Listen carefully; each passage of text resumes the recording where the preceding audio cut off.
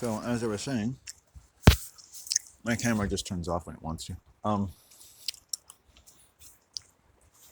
That was enough emotion. That curse over here. I call it a curse. I'm calling it a prayer. It's different levels of it make you feel safe. Taking the risk of taking all that violence and doing something with it that can be satisfied, in as much as you're righteous and augurs its own satisfaction, past, present, and future, into the earth, into a large pentagram. And people have been dissuaded from that for centuries, to think that that's a scary thing to do, and that's disgusting and gross. And you might think it's viral or parasitical in itself, or evil or satanic or devilish or Luciferian and awful. But I promise you, the people who run the world are doing witchcraft on you every fucking day. Okay? So it's very, very, very pure and good. Right? But you do have to find that yourself. If you don't think it's pure and good, it might not be. I don't know. It's up to you in your relationship. But I would say that nature's very forgiving. Nature knows what you really want. And the primary thing about using pentagrams and witchcrafts in the earth, with this nature, is that it is very protective.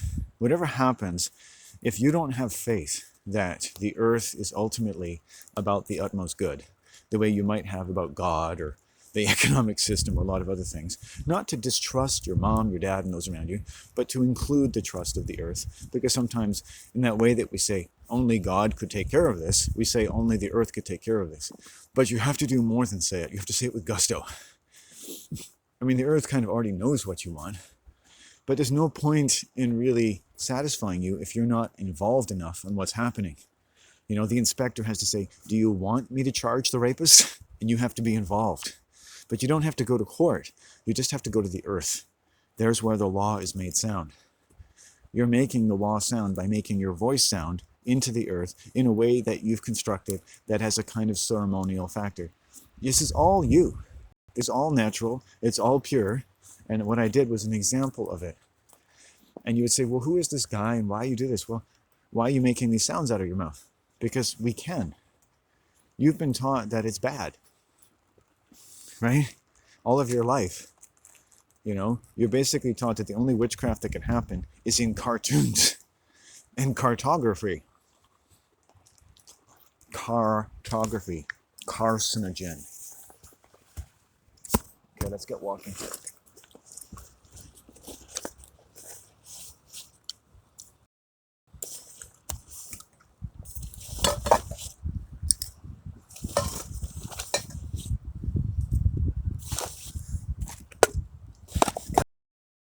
It's amazing.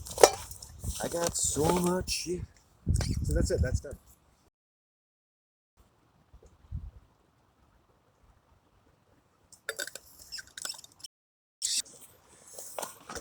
And then you have to trust that the earth is going to take care of you. And I haven't made a pentagram for this purpose for a year or so. I have made other pentagrams, but I haven't been in a place where I could do this. So you kind of need privacy to do it.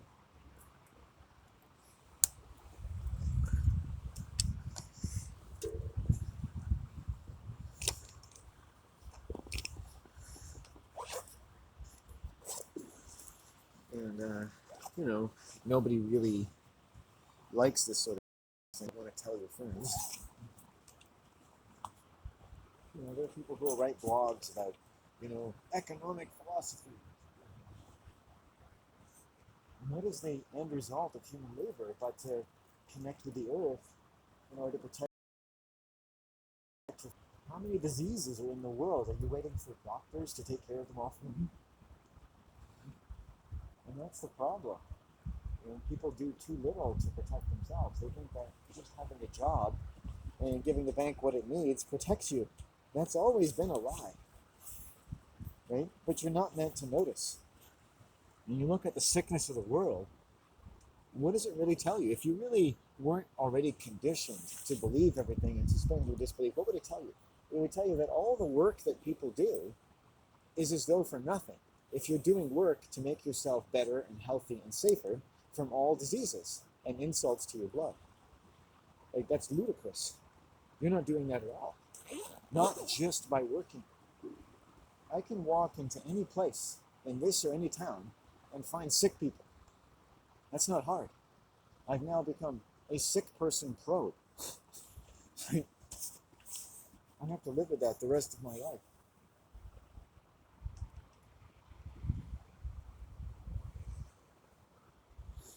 Beautiful trees, sacred land. And when you're wishing your people well, you're feeding all of this life. And this life is feeding you. It's like a baby and a mother. People talk about Mother Earth. Have you ever felt like a baby to the mother?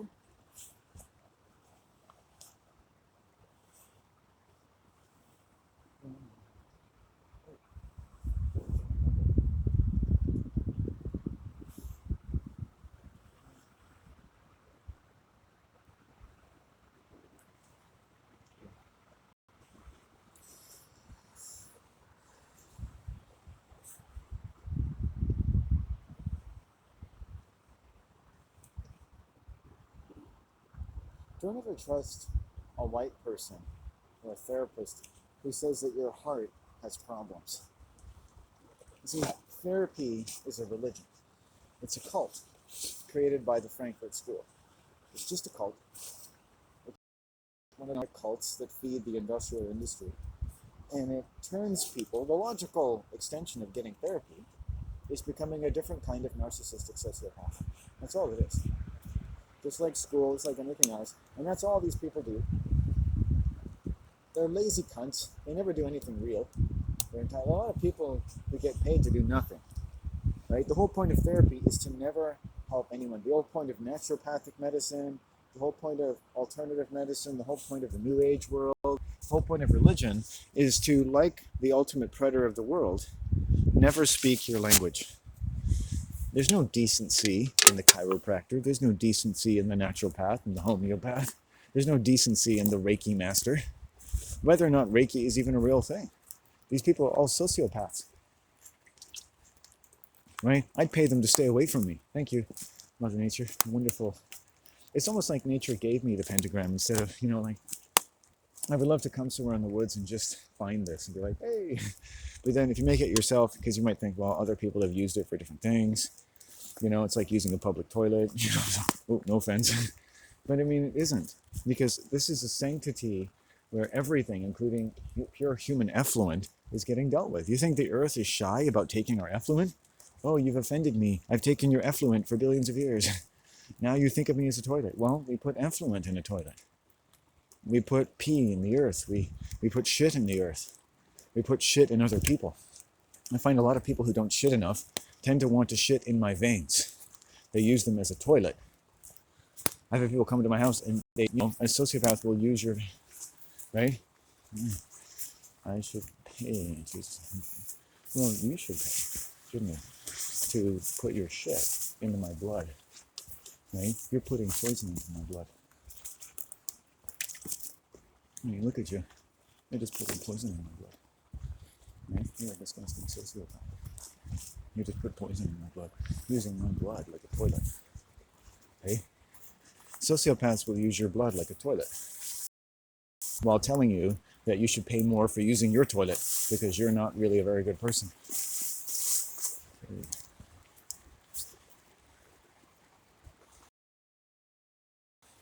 What do you think they should pay for that? Right? Because they just work for a living. Right? Just because you're work doesn't mean you work. Do you understand? Just because you work doesn't mean you work. I'm gonna go down here. I don't have time to walk around. So anyway, these are some of my passions of the day. But yeah, I wish my mother and father sound. That's where I want all the energy to go to. Now, as I walk away from the ceremony, I can give you some information about me and that. I don't feel less angry. What I just did is not to completely remove. If you're feeling really peaked, like someone just raped you, like you can take a lot of the stank off by throwing things into the earth and uttering curses, right?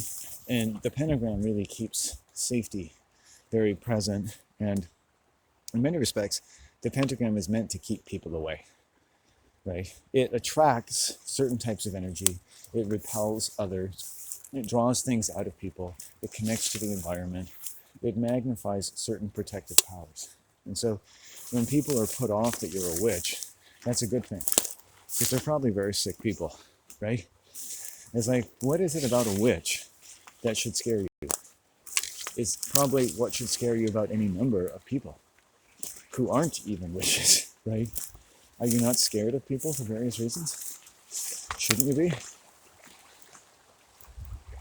Wow, that's interesting. There's no one over there. There rarely is. So you see how this bank has been opening up? The river's going down. You see all those sticks there? Right? They've moved now. It's funny. I took about a couple hours dragging all those logs over. No. And then some of these too. As you can see, they've washed up. See, these are all things. Now, it's short enough that I could probably start building something across there, but I don't really want to. And sky's brightening up a little bit. It's, oh, oh. Yeah, it's when I feel happy. I feel really happy. You know, I've managed for years to sustain extremely impactful, violent insertions and parasitical things that people basically crapping in your blood. Imagine I took all the anger that you might hear in my voice, invited you into my house, or you invited me to yours, and I literally took it all and used your blood like a toilet. And so instead of doing this, I used your blood like a toilet. Then you could be mad at me, right? Then I would be a sociopath, right? But I don't do that to people, even when I'm being attacked, because I knew instinctively that I was going to be attacked a lot in life. And then if I started attacking people back, guess what would happen? I'd become just like them. I'd become very habitual about something that a lot of white women like, which is being able to control people verbally and get back at you and make you feel small and show you that I'm more powerful than you. The most powerful part of you, right, should never have to prove how powerful you are. You are powerful. And that's dragonfly medicine. You don't have to prove it. You are powerful. I cannot walk up to you in society and I would never be able to hurt you. Not just because there's laws against it, but because you're so powerful. I would never raise a hand against you. On the internet, I might talk shit if you're mean to me. I'm like, oh, go fuck yourself. I hope your family gets cancer or something. And that's what I say to people. I'm trying to tell them that they're sick. If they attack me, you might as well have cancer, right? You're dying. I try to do that in the short span of time I have their brains. It's like, you've got lesions in your brain. If you're a sociopath, you have lesions. These aren't permanent necessarily, but they will be if you don't do anything about it. Because when people lose their father, a parasite, which is like a kind of lesion in the brain, takes its place, right? People have discovered this by sort of de-engineering negative and painful human behavior. So a lot of women, they don't see the father, but they want things from men, and they don't see them. So they eliminate the father, they project the father, eliminate the father, and then start trying to get what they want from the object of their projection and elimination. So there are women who are married to men who are basically raping them every day, that never had any chance of knowing them. I've met females, sociopaths, that without a doubt want to be around men, or they think they do, but they have no interest in ever getting to know a man, ever, in their entire lives. And they never will, okay? They have no interest in that, no competent interest in that. They'll never do it. That you don't exist for them, but they want to have sex with you. And yes, of course, there's men like that too, right? Ooh.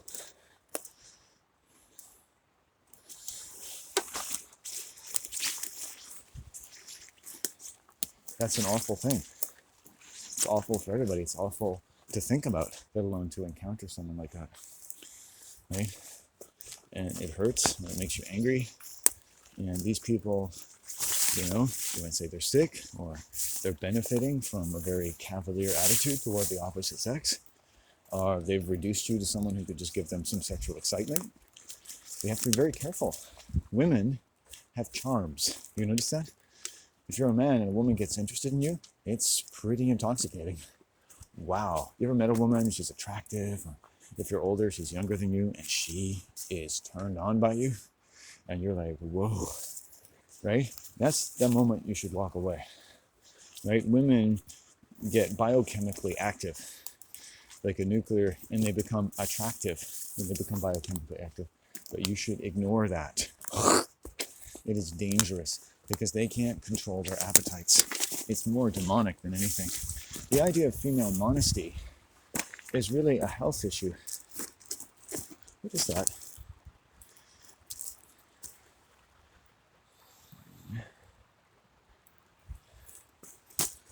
I don't know what this is. It's a bag of something. Anyway, I'll come back. Maybe it's coffee grounds. Right? The idea of modesty is a health thing because you have enough control over yourself.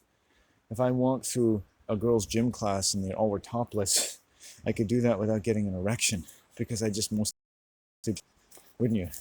And they'd be all tittering because they would be in the majority. Oh, if I can run and see if I can find some clothing because it's like a dream where you're naked. It's like, and then I'd go masturbate later on. It's like, wow, right? That was exciting. But like, if you're a modest person, really excited because you don't function well under excitement, so you can't really live that way. I've seen sociopathic women who, I simply because they're showing too much cleavage and they start tittering, right? Right? Because their entire life is so aggressive that any sign of weakness in man or modesty in this incarnation, right, makes them gleeful. It's kind of one of the kind of responses they're looking for. Okay, I think I'm going to take a shit soon. It's like shih tzu soon. I'm going to stand here for a bit.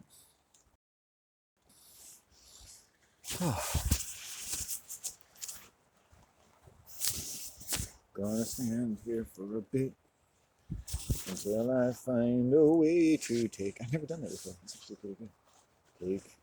Take a shit. Oh, gonna stand here for a bit. Gonna stand here.